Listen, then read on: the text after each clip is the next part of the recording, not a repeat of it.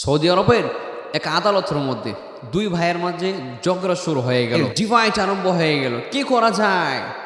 দুই ভাই মিলে তারা সৌদি আরবের আদালতের সামনে দাঁড়াইলো।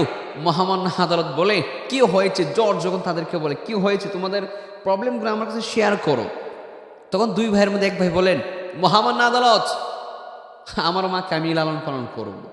ছোট ভাই বলে, আমি আমার মাকে লালন পালন করব। বড় ভাই বলেন, না, আমি আমার মাকে লালন পালন করব।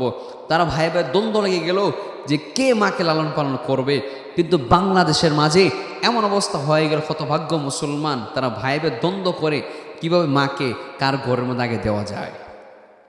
সেই জন্য মায়ের দামটা বুঝতে হবে, মায়ের সম্মানটা বুঝতে হবে। মা একটা দামি জিনিস।